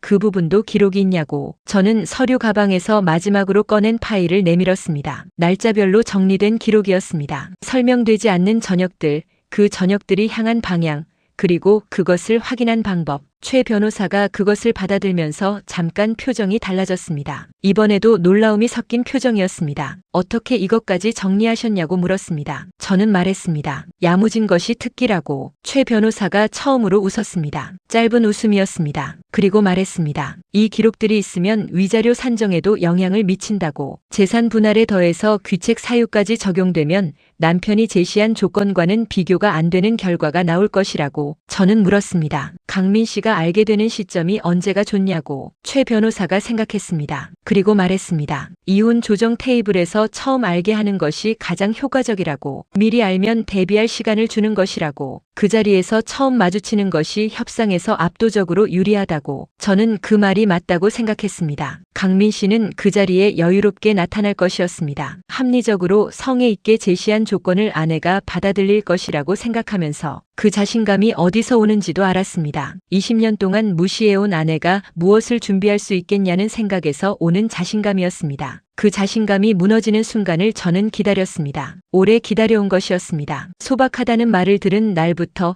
어차피 설명해도 모를 거라는 말을 들은 날부터, 살림이 특기라는 말을 들은 날부터, 그 모든 날들이 이 순간을 향해 흘러온 것이었습니다. 이혼 조정 날짜가 잡혔습니다. 강민 씨에게 연락이 갔습니다. 변호사를 선임했다고, 조정 일정을 잡겠다고. 강민 씨가 문자로 답했습니다. 알겠다고, 잘 정리하자고. 마지막 말이 잘 정리하자였습니다. 그 말 안에 담긴 뜻을 저는 알았습니다. 조용히 자신에게 유리하게 마무리하자는 말이었습니다. 잘 정리될 것이었습니다. 다만 어떤 방향으로 정리될지가 강민 씨 생각과 달랐습니다. 얼마나 다른지는 그 자리에서 보면 알 것이었습니다. 저는 기다렸습니다. 처음으로 기다리는 것이 힘들지 않았습니다. 마지막에 서 있는 사람이 누구인지를 이미 알고 있었으니까요. S11 최대 주주의 정체. 이혼 조정 당일 아침이었습니다. 저는 평소보다 일찍 일어났습니다. 새벽 4시였습니다. 잠이 오지 않았던 것이 아니었습니다. 그냥 눈이 떠졌습니다. 몸이 오늘이 다른 날이라는 것을 알고 있는 것 같았습니다. 저는 일어나 부엌으로 갔습니다. 물을 끓였습니다. 차를 마셨습니다. 창밖이 아직 어두웠습니다. 가로등 빛이 창문 위로 비스듬히 들어왔습니다. 아이들은 아직 자고 있었습니다. 오늘 아이들은 어머니 댁에 있을 예정이었습니다. 어머니께 미리 말씀드렸습니다. 오늘 중요한 일이 있다고 아이들 좀 봐주실 수 있냐고. 어머니는 물어보지 않으셨습니다. 그냥 그러라고 하셨습니다. 어머니는 오래전부터 알고 계셨을 것입니다. 딸 눈빛이 달라진 것을, 딸이 무언가를 오래 준비하고 있다는 것을. 아이들을 깨워 어머니 댁에 데려다 주었습니다. 어머니가 현관 앞에서 저를 보셨습니다. 아무 말씀도 하지 않으셨습니다. 그냥 제 손을 한번 잡으셨습니다. 꽉 잡으셨습니다. 저는 그 손의 무게를 알았습니다. 잘하고 오라는 손이었습니다. 저는 고개를 끄덕이고 돌아섰습니다. 서초동 건물에 도착한 것은 약속 시간 30분 전이었습니다. 최 변호사가 이미 와 있었습니다. 상담실에서 서류를 검토하고 있었습니다. 저를 보면서 고개를 끄덕였습니다. 준비됐냐고 물었습니다. 저는 네라고 했습니다. 최 변호사가 오늘 진행 순서를 간단히 설명했습니다. 먼저 상대 측 조건을 듣고 그 다음 우리 측 서류를 제시하는 순서라고. 서두르지 않아도 된다고. 오늘 한 번에 끝낼 필요도 없다고. 저는 알겠다고 했습니다. 회의실로 들어갔습니다. 강민 씨는 아직 오지 않았습니다. 창문이 큰 회의실이었습니다. 오후 햇살이 테이블 위로 비스듬히 들어오고 있었습니다. 저는 최 변호사와 나란히 앉아 기다렸습니다. 5분쯤 지나서 강민 씨가 들어왔습니다. 변호사와 함께였습니다. 강민 씨 변호사는 대형 로펌 소속이었습니다. 강민 씨가 선임한 것이었습니다. 그것을 보는 순간 강민 씨가 이 자리를 어떻게 생각하는지 알 수 있었습니다. 확실히 이기겠다는 것이었습니다. 강민 씨가 자리에 앉으면서 저를 보았습니다. 표정이 여유로웠습니다. 예상했던 표정이었습니다. 20년 동안 무시해온 아내가 어떤 변호사를 데려오든 결론은 자신이 원하는 방향이라는 자신감. 그 자신감이 얼굴에 있었습니다. 저는 그 표정을 보면서 아무것도 드러내지 않았습니다. 그냥 앉아 있었습니다. 강민 씨 변호사가 서류를 꺼냈습니다. 이혼 조건이 정리된 서류였습니다. 재산 분할, 위자료, 양육권. 강민 씨가 제시하는 조건들이 나열되어 있었습니다. 저는 그 서류를 받아 한번 읽었습니다. 그리고 최 변호사에게 건넸습니다. 최 변호사가 읽었습니다. 그리고 최 변호사가 서류 가방을 열었습니다. 강민 씨가 그 움직임을 보았습니다. 별다른 반응이 없었습니다. 상대 변호사도 마찬가지였습니다. 어떤 서류가 나와도 자신들이 준비한 것이 더 강하다고 생각하는 표정이었습니다. 최 변호사가 서류를 꺼내면서 말했습니다. 자기소개를 먼저 하겠다고. 한국이 강민테크 주식회사 최대 주주 측 법률 대리인이라고. 강민 씨의 눈이 흔들렸습니다. 한국이 강민테크, 자신의 이름이 들어간 회사, 그 회사의 최대 주주 측 법률 대리인이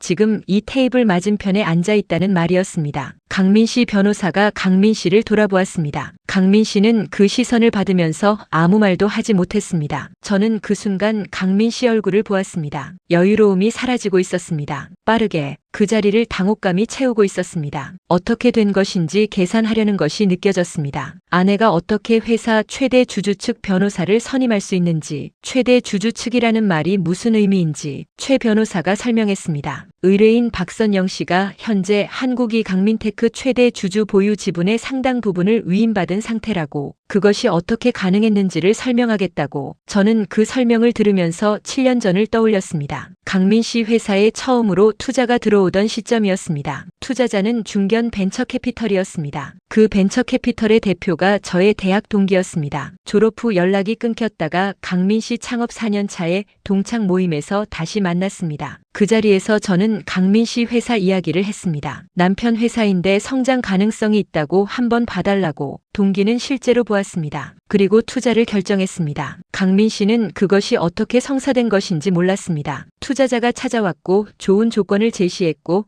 자신이 설득한 것이라고 생각했습니다. 어차피 설명해도 모를 거라던 아내가 그 연결을 만들었다는 것을 알지 못했습니다. 그 동기가 지금 최 변호사의 의뢰인이었습니다. 강민 씨 회사 최대 주주였습니다. 그리고 저는 그 동기와 오래전부터 연락을 유지해왔습니다. 주식을 조금씩 사면서 그 동기와 지분 관련 이야기를 나눴습니다. 그 동기가 저의 상황을 알게 됐을 때 말했습니다. 필요하면 도움이 되고 싶다고. 저는 그 말을 기억했습니다. 이혼 요구가 나오던 날 밤 저는 그 동기에게 연락했습니다. 도움이 필요하다고. 그 동기는 최 변호사를 연결해줬습니다. 그리고 법적 대리 위임에 서명했습니다. 강민 씨 회사 최대 주주가 이혼 조정 테이블에서 아내 편에 서게 된 것이었습니다. 강민 씨가 말했습니다. 목소리가 처음으로 흔들렸습니다. 그게 어떻게 가능하냐고. 저는 대답하지 않았습니다. 최 변호사가 대신 말했습니다. 의뢰인이 20년 동안 준비한 것이라고. 강민 씨가 저를 보았습니다. 그 눈빛이 처음 보는 것이었습니다. 20년 동안 한 번도 본 적 없는 눈빛이었습니다. 소박하다고 했을 때의 눈빛이 아니었습니다. 살림이 특기라고 했을 때의 눈빛이 아니었습니다. 어차피 설명해도 모를 거라고 했을 때의 눈빛이 아니었습니다. 그 눈빛의 이름은 두려움이었습니다. 저는 그 눈빛을 받으면서 아무것도 느끼지 않으려 했습니다. 통쾌함도 슬픔도 연민도. 지금은 그럴 때가 아니었습니다. 아직 끝나지 않았습니다. 진짜 서류는 아직 테이블 위에 올라오지 않았습니다. S11 최대 주주의 정체. 이혼 조정 당일 아침이었습니다. 저는 평소보다 일찍 일어났습니다. 새벽 4시였습니다. 잠이 오지 않았던 것이 아니었습니다. 그냥 눈이 떠졌습니다. 몸이 오늘이 다른 날이라는 것을 알고 있는 것 같았습니다. 저는 일어나 부엌으로 갔습니다. 물을 끓였습니다. 차를 마셨습니다. 창밖이 아직 어두웠습니다. 가로등 빛이 창문 위로 비스듬히 들어왔습니다. 아이들은 아직 자고 있었습니다. 오늘 아이들은 어머니 댁에 있을 예정이었습니다. 어머니께 미리 말씀드렸습니다. 오늘 중요한 일이 있다고 아이들 좀 봐주실 수 있냐고. 어머니는 물어보지 않으셨습니다. 그냥 그러라고 하셨습니다. 어머니는 오래전부터 알고 계셨을 것입니다. 딸 눈빛이 달라진 것을, 딸이 무언가를 오래 준비하고 있다는 것을. 아이들을 깨워 어머니 댁에 데려다 주었습니다. 어머니가 현관 앞에서 저를 보셨습니다. 아무 말씀도 하지 않으셨습니다. 그냥 제 손을 한번 잡으셨습니다. 꽉 잡으셨습니다. 저는 그 손의 무게를 알았습니다. 잘하고 오라는 손이었습니다. 저는 고개를 끄덕이고 돌아섰습니다. 서초동 건물에 도착한 것은 약속 시간 30분 전이었습니다. 최 변호사가 이미 와 있었습니다. 상담실에서 서류를 검토하고 있었습니다. 저를 보면서 고개를 끄덕였습니다. 준비됐냐고 물었습니다. 저는 네라고 했습니다. 최 변호사가 오늘 진행 순서를 간단히 설명했습니다. 먼저 상대 측 조건을 듣고 그 다음 우리 측 서류를 제시하는 순서라고. 서두르지 않아도 된다고. 오늘 한 번에 끝낼 필요도 없다고. 저는 알겠다고 했습니다. 회의실로 들어갔습니다. 강민 씨는 아직 오지 않았습니다. 창문이 큰 회의실이었습니다. 오후 햇살이 테이블 위로 비스듬히 들어오고 있었습니다. 저는 최 변호사와 나란히 앉아 기다렸습니다. 5분쯤 지나서 강민 씨가 들어왔습니다. 변호사와 함께였습니다. 강민 씨 변호사는 대형 로펌 소속이었습니다. 강민 씨가 선임한 것이었습니다. 그것을 보는 순간 강민 씨가 이 자리를 어떻게 생각하는지 알 수 있었습니다. 확실히 이기겠다는 것이었습니다. 강민 씨가 자리에 앉으면서 저를 보았습니다. 표정이 여유로웠습니다. 예상했던 표정이었습니다. 20년 동안 무시해온 아내가 어떤 변호사를 데려오든 결론은 자신이 원하는 방향이라는 자신감. 그 자신감이 얼굴에 있었습니다. 저는 그 표정을 보면서 아무것도 드러내지 않았습니다. 그냥 앉아 있었습니다. 강민 씨 변호사가 서류를 꺼냈습니다. 이혼 조건이 정리된 서류였습니다. 재산 분할, 위자료, 양육권, 강민 씨가 제시하는 조건들이 나열되어 있었습니다. 저는 그 서류를 받아 한번 읽었습니다. 그리고 최 변호사에게 건넸습니다. 최 변호사가 읽었습니다. 그리고 최 변호사가 서류 가방을 열었습니다. 강민 씨가 그 움직임을 보았습니다. 별다른 반응이 없었습니다. 상대 변호사도 마찬가지였습니다. 어떤 서류가 나와도 자신들이 준비한 것이 더 강하다고 생각하는 표정이었습니다. 최 변호사가 서류를 꺼내면서 말했습니다. 자기소개를 먼저 하겠다고. 한국이 강민테크 주식회사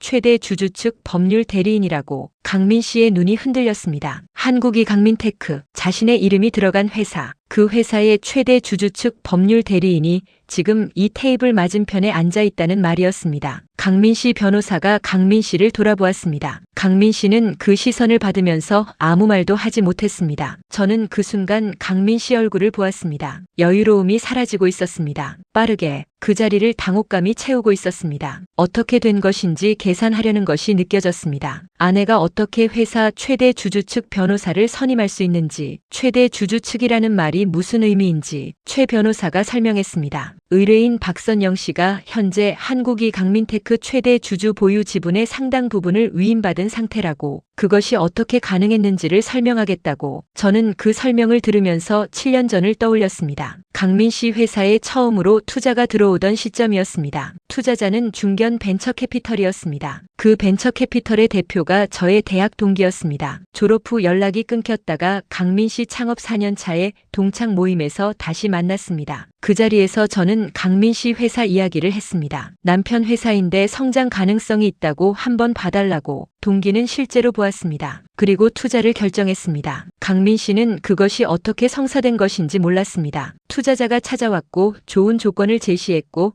자신이 설득한 것이라고 생각했습니다. 어차피 설명해도 모를 거라던 아내가 그 연결을 만들었다는 것을 알지 못했습니다. 그 동기가 지금 최 변호사의 의뢰인이었습니다. 강민 씨 회사 최대 주주였습니다. 그리고 저는 그 동기와 오래전부터 연락을 유지해왔습니다. 주식을 조금씩 사면서 그 동기와 지분 관련 이야기를 나눴습니다. 그 동기가 저의 상황을 알게 됐을 때 말했습니다. 필요하면 도움이 되고 싶다고. 저는 그 말을 기억했습니다. 이혼 요구가 나오던 날 밤 저는 그 동기에게 연락했습니다. 도움이 필요하다고. 그 동기는 최 변호사를 연결해줬습니다. 그리고 법적 대리 위임에 서명했습니다. 강민 씨 회사 최대 주주가 이혼 조정 테이블에서 아내 편에 서게 된 것이었습니다. 강민 씨가 말했습니다. 목소리가 처음으로 흔들렸습니다. 그게 어떻게 가능하냐고. 저는 대답하지 않았습니다. 최 변호사가 대신 말했습니다. 의뢰인이 20년 동안 준비한 것이라고. 강민 씨가 저를 보았습니다. 그 눈빛이 처음 보는 것이었습니다. 20년 동안 한 번도 본 적 없는 눈빛이었습니다. 소박하다고 했을 때의 눈빛이 아니었습니다. 살림이 특기라고 했을 때의 눈빛이 아니었습니다. 어차피 설명해도 모를 거라고 했을 때의 눈빛이 아니었습니다. 그 눈빛의 이름은 두려움이었습니다. 저는 그 눈빛을 받으면서 아무것도 느끼지 않으려 했습니다. 통쾌함도 슬픔도 연민도. 지금은 그럴 때가 아니었습니다. 아직 끝나지 않았습니다. 진짜 서류는 아직 테이블 위에 올라오지 않았습니다. 이혼 조정 테이블. 회의실 안의 공기가 달라졌습니다. 처음 강민 씨가 들어올 때의 공기와 달랐습니다. 그때는 결론이 난 자리에 온 사람들의 공기였습니다. 도장만 찍으면 되는 자리, 합리적으로 성의 있게 마무리되는 자리. 강민 씨는 그렇게 생각하고 들어왔습니다. 하지만 지금 이 자리의 공기는 그것이 아니었습니다. 계산이 다시 시작되어야 하는 공기였습니다. 모든 것을 처음부터 다시 봐야 하는 공기였습니다. 강민 씨 변호사가 먼저 수습에 나섰습니다. 최대 주주 측 법률 대리인이라는 것이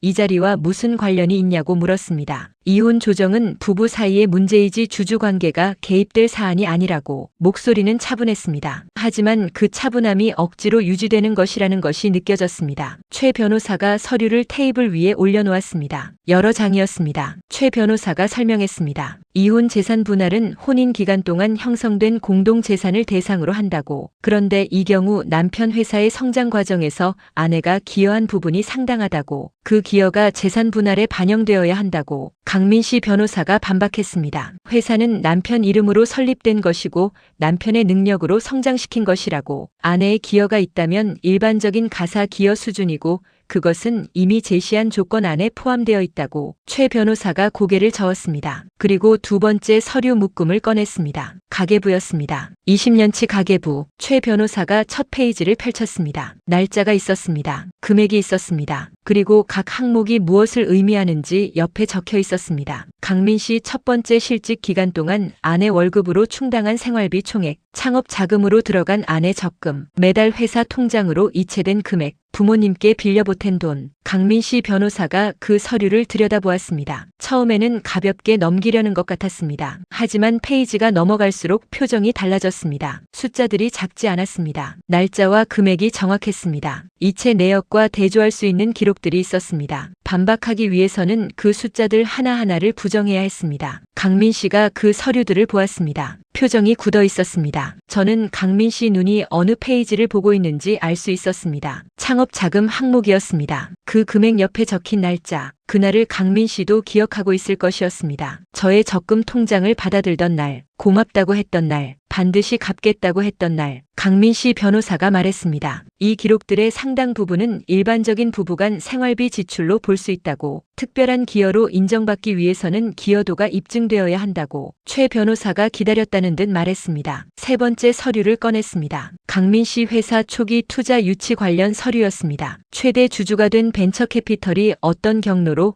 강민 씨 회사를 알게 됐는지가 적혀 있었습니다. 아내의 대학 동기, 동창 모임에서의 소개, 그 연결이 어떻게 투자로 이어졌는지, 당시 투자자가 직접 작성한 확인서도 있었습니다. 박선영 씨의 소개가 없었다면 투자를 검토하지 않았을 것이라는 내용이었습니다. 강민 씨 얼굴이 달라졌습니다. 그 투자가 어떻게 성사된 것인지 지금 처음 알게 된 것이었습니다. 자신이 설득한 것이라고 생각했던 투자였습니다. 어차피 설명해도 모를 거라던 아내가 그 연결을 만들었다는 것을, 소박하게 직장인이라던 아내가 그 자리를 만들었다는 것을. 강민 씨 변호사가 서류를 보면서 잠시 말을 잃었습니다. 최 변호사가 계속했습니다. 초기 투자 유치가 이 회사 성장의 결정적 전환점이었다는 것은 회사 연역을 보면 명확하다고. 그 전환점을 만든 것이 아내의 인정 네트워크였다고. 그것을 기여로 인정하지 않는다면 무엇을 기여로 볼 수 있냐고. 회의실이 조용해졌습니다. 강민 씨 변호사가 강민 씨에게 몸을 기울여 낮은 목소리로 무언가를 말했습니다. 강민 씨가 고개를 저었습니다. 두 사람이 잠시 낮게 이야기를 나누었습니다. 저는 그 대화를 듣지 않으려 했습니다. 들을 필요가 없었습니다. 강민 씨 변호사가 다시 말했습니다. 오늘 자리에서 바로 결론을 낼 필요는 없다고. 서류를 검토할 시간이 필요하다고. 다음 조정 기일을 잡는 것이 어떻겠냐고. 최 변호사가 저를 보았습니다. 저는 잠깐 생각했습니다. 시간을 주는 것이 상대에게 유리한 것인지 아닌지를. 하지만 최 변호사가 미리 말해준 것이 있었습니다. 오늘 보여준 것만으로도 상대가 흔들리기에 충분하다고. 서두르는 것보다 상대가 충분히 무게를 느끼게 하는 것이 낫다고. 저는 고개를 끄덕였습니다. 좋다고 했습니다. 다음 기일을 잡겠다고. 강민 씨가 자리에서 일어나면서 저를 보았습니다. 무슨 말을 하려는 것 같았습니다. 입이 열렸다가 닫혔습니다. 결국 아무 말도 하지 않았습니다. 변호사와 함께 회의실을 나갔습니다. 문이 닫혔습니다. 저는 그 닫힌 문을 바라보았습니다. 최 변호사가 서류들을 정리하면서 말했습니다. 잘 됐다고. 오늘 상대가 예상보다 많이 흔들렸다고. 다음 기일 전에 합의를 제안해올 가능성이 높다고. 저는 고개를 끄덕이면서 생각했습니다. 합의를 제안해오는 것이 어떤 의미인지를, 20년 동안 소박하다고 했던 사람이 합의를 제안해온다는 것이 어떤 의미인지를, 살림이 특기라고 했던 사람의 기록들이 테이블 위에 올라오는 순간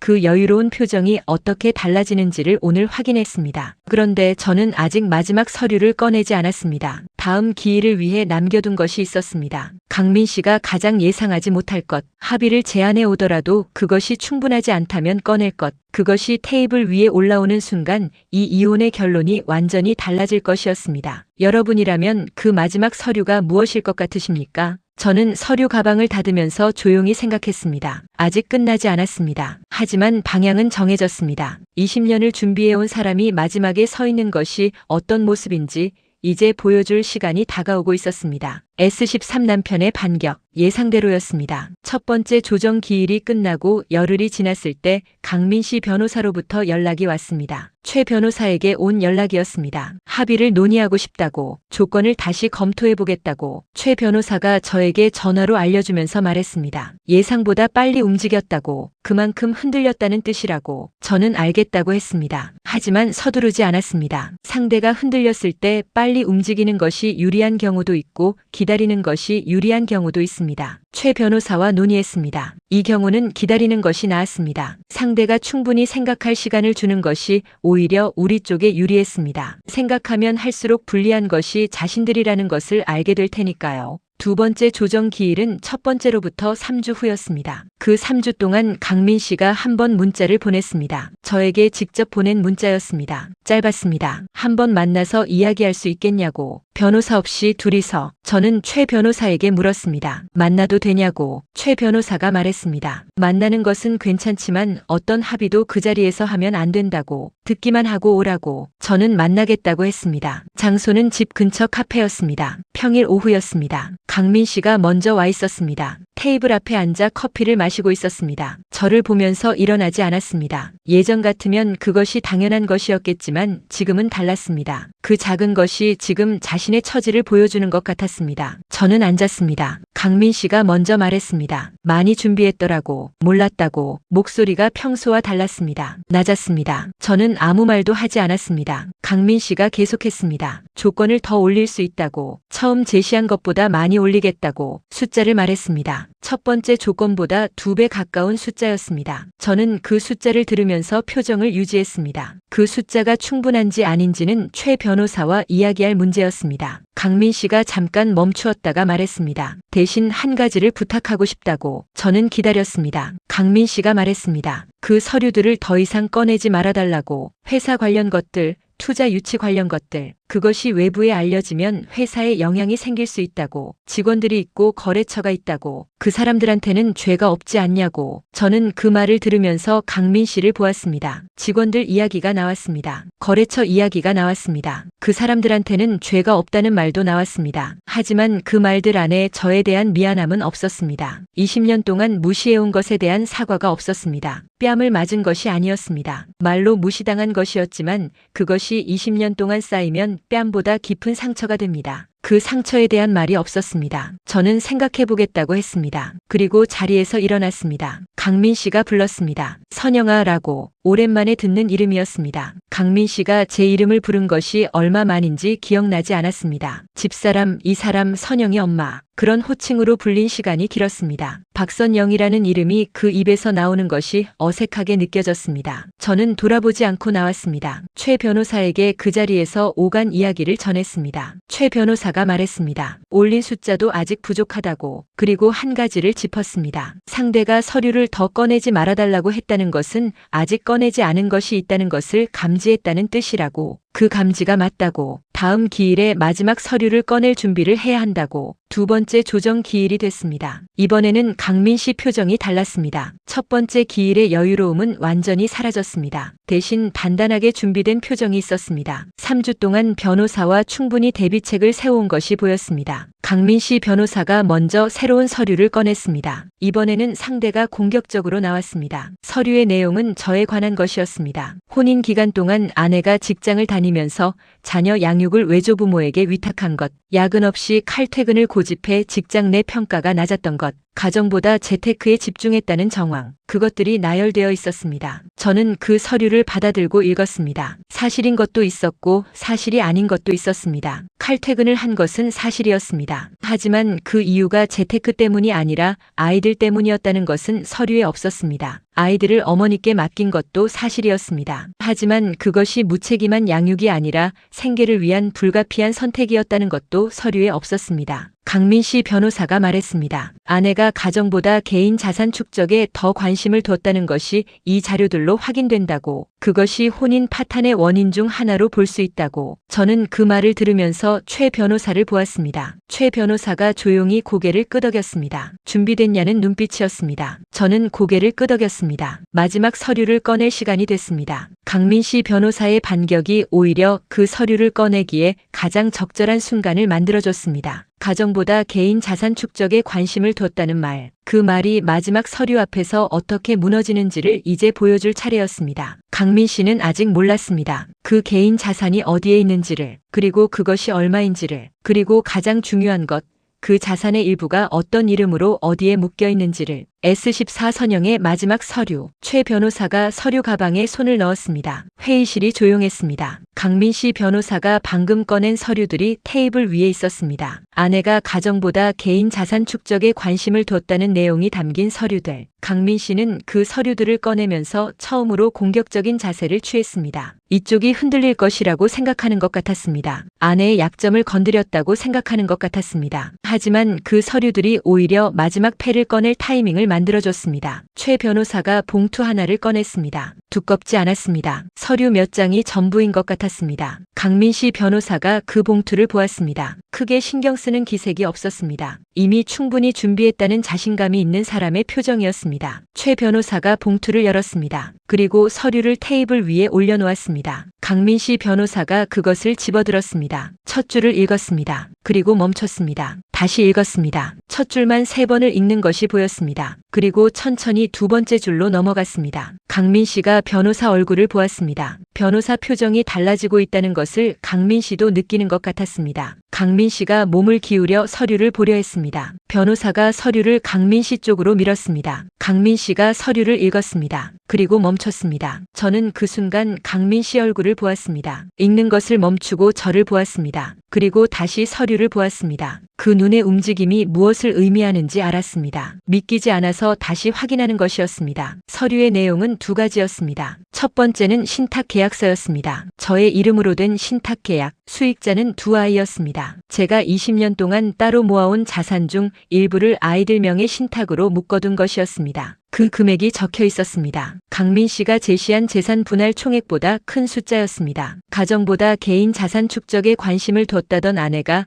그 자산을 아이들에게 묶어두고 있었습니다. 두 번째는 기부 약정서였습니다. 저의 이름으로 된 약정서였습니다. 이혼 후 제 자산 중 일정 비율을 한부모 가정지원재단에 기부하겠다는 약정이었습니다. 금액이 적혀 있었습니다. 적지 않은 금액이었습니다. 이혼 후를 이미 준비하고 있었다는 것이기도 했지만 그보다 더 많은 것을 담고 있었습니다. 20년 동안 혼자 버텨온 사람이 자신과 같은 처지의 사람들을 위해 준비한 것이었습니다. 강민 씨 변호사가 먼저 말했습니다. 목소리가 처음과 달랐습니다. 낮아졌습니다. 이것이 이번 조정과 어떤 관련이 있냐고 물었습니다. 하지만 그 질문이 예전처럼 날카롭지 않았습니다. 이미 답을 알면서 묻는 것 같았습니다. 최 변호사가 말했습니다. 상대 측이 아내가 가정보다 개인 자산 축적에 관심을 뒀다고 주장했다고. 하지만 이 서류들은 그 주장이 사실이 아니라는 것을 보여준다고. 아내가 모아온 자산의 상당 부분이 자녀를 위한 신탁으로 묶여 있다고. 그리고 이혼 후에도 사회에 환원할 계획을 이미 세워두었다고. 이것이 개인 자산 축적에만 관심을 둔 사람의 모습이냐고. 회의실이 다시 조용해졌습니다. 강민 씨가 테이블 위에 서류를 보았습니다. 그리고 저를 보았습니다. 그 눈빛 안에 여러 가지가 섞여 있었습니다. 당혹감이 있었습니다. 그리고 그것과 함께 무언가 다른 것이 있었습니다. 저는 그것이 무엇인지 읽으려 하지 않았습니다. 지금 그 눈빛을 읽는 것은 제 할 일이 아니었습니다. 최 변호사가 계속 말했습니다. 아내가 20년 동안 해온 것들을 정리하겠다고. 직장을 다니며 가정을 유지했고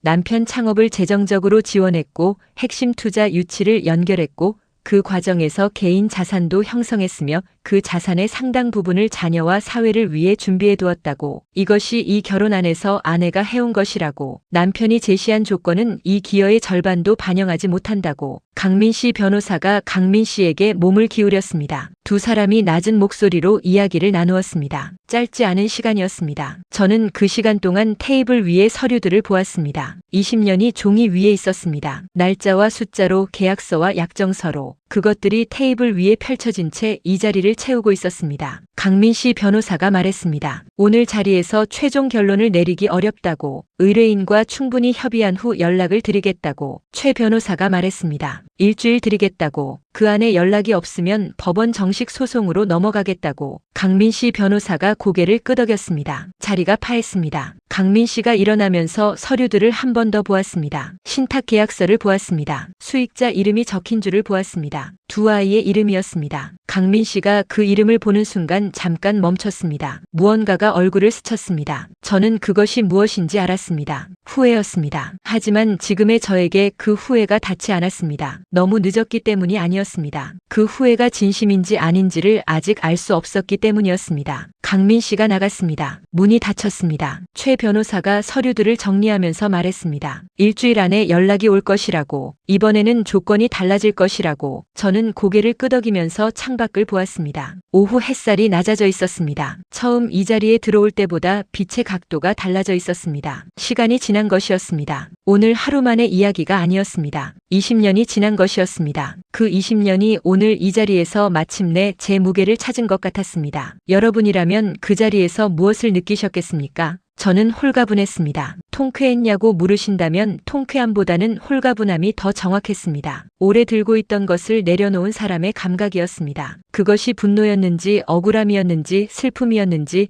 이제는 구분이 되지 않았습니다. 그냥 내려놓아졌습니다. 20년 만에 아내의 월급, 일주일이 지나기 전에 연락이 왔습니다. 닷새째 되던 날 오후였습니다. 최 변호사에게 강민 씨 변호사로부터 연락이 왔다고 문자가 왔습니다. 합의 조건을 새로 제시하고 싶다고, 만나자고. 최 변호사가 저에게 물었습니다. 만날 의향이 있냐고. 저는 있다고 했습니다. 사흘 후 다시 서초동이었습니다. 이번에는 조정회의실이 아니었습니다. 최 변호사 사무소 상담실이었습니다. 강민 씨 변호사만 왔습니다. 강민 씨는 오지 않았습니다. 저는 그것을 보면서 이번이 진지한 합의 제안이라는 것을 알았습니다. 강민 씨가 직접 오지 않은 것은 이미 결론을 수용했다는 뜻이었습니다. 변호사를 통해 정리하겠다는 것이었습니다. 강민 씨 변호사가 새로운 조건을 제시했습니다. 숫자가 달라져 있었습니다. 처음 제시한 것과 비교하면 몇 배였습니다. 재산 분할 비율이 바뀌었습니다. 위자료가 올랐습니다. 양육비 조건도 달라졌습니다. 그리고 한 가지가 추가되어 있었습니다. 강민 씨 회사 관련 서류와 기록들을 외부에 공개하지 않는다는 조건이었습니다. 최 변호사가 저를 보았습니다. 저는 서류를 한번 읽었습니다. 천천히 숫자들을 확인했습니다. 최 변호사와 미리 논의해둔 기준에 부합하는지를 확인했습니다. 부합했습니다. 아니, 기준보다 조금 더 올라와 있었습니다. 강민 씨 변호사가 충분히 준비해온 것이었습니다. 저는 최 변호사에게 말했습니다. 한 가지 조건을 추가하고 싶다고. 강민 씨 변호사가 어떤 조건이냐고 물었습니다. 저는 말했습니다. 강민 씨가 직접 사과를 해달라고. 변호사를 통해서가 아니라 직접.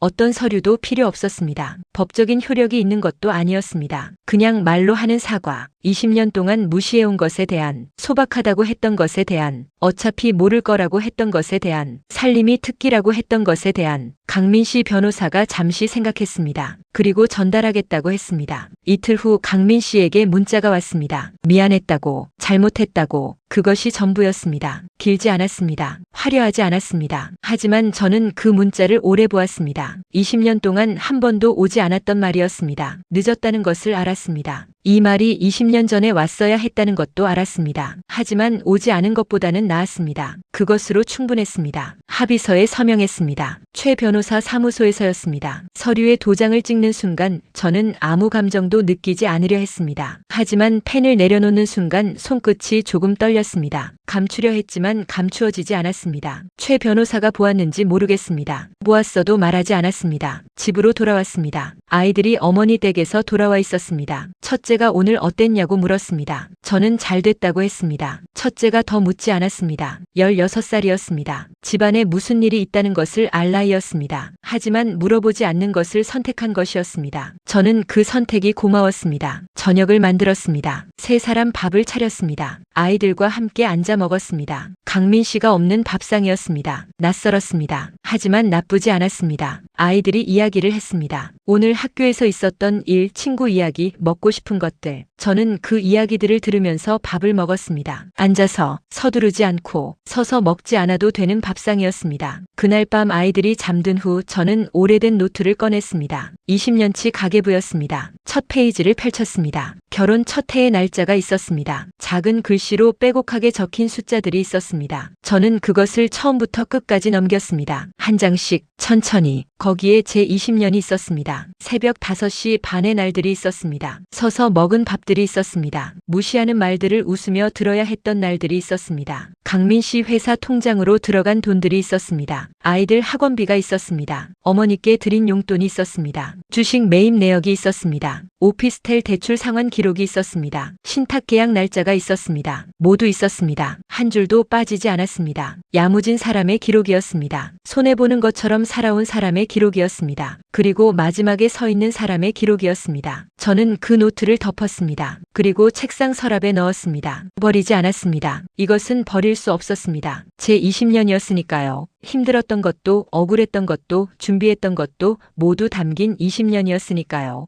그것을 버린다는 것은 그 시간을 지운다는 것이었습니다. 저는 그 시간을 지우고 싶지 않았습니다. 그 시간이 저를 만들었으니까요. 다음 날 아침이었습니다. 저는 새벽 5시 반에 눈을 떴습니다. 몸이 기억하는 시간이었습니다. 하지만 이번에는 일어나지 않았습니다. 그냥 누워 있었습니다. 천장을 보았습니다. 창문으로 새벽빛이 들어오기 시작했습니다. 처음에는 어둡다가 조금씩 밝아졌습니다. 저는 그 빛이 밝아지는 것을 누워서 바라보았습니다. 오랜만이었습니다. 새벽빛이 어떻게 밝아지는지 바라볼 여유가 생긴 것이, 아무것도 하지 않아도 되는 새벽이 생긴 것이, 저는 그 빛이 충분히 밝아질 때까지 누워 있었습니다. 그리고 일어났습니다. 부엌으로 갔습니다. 물을 끓였습니다. 차를 마셨습니다. 아이들이 일어날 때까지 그냥 앉아 있었습니다. 서두르지 않았습니다. 오늘은 서서 먹지 않아도 됐습니다. 오늘은 눈치를 보지 않아도 됐습니다. 오늘은 소박하게 직장인이라는 말을 듣지 않아도 됐습니다. 아이들이 일어났습니다. 저는 아이들과 함께 아침을 먹었습니다. 앉아서 천천히 첫째가 물었습니다. 엄마 오늘 표정이 다르다고. 저는 어떻게 다르냐고 물었습니다. 첫째가 말했습니다. 가볍다고. 저는 웃었습니다. 가벼웠습니다. 20년을 들고 다닌 것을 내려놓은 사람이 가질 수 있는 가벼움이었습니다. 그 가벼움이 낯설었지만 나쁘지 않았습니다. 아니, 좋았습니다. 오랫동안 잊고 있던 감각이었습니다. 저는 오늘 이 이야기를 들어주신 여러분께 한 가지를 말씀드리고 싶습니다. 야무진 것이 손해라고 했습니다. 어머니가 그렇게 말씀하셨습니다. 올해 그 말이 맞다고 생각했습니다. 하지만 지금은 다르게 생각합니다. 야무진 것은 손해가 아니었습니다. 다만 결과가 나오는 시간이 길었을 뿐이었습니다. 오래 준비한 것은 오래 버팁니다. 오래 버티는 것은 마지막에 서 있습니다. 저는 마지막에 서 있었습니다. 그것으로 충분했습니다. 여러분의 20년은 어디에 있습니까?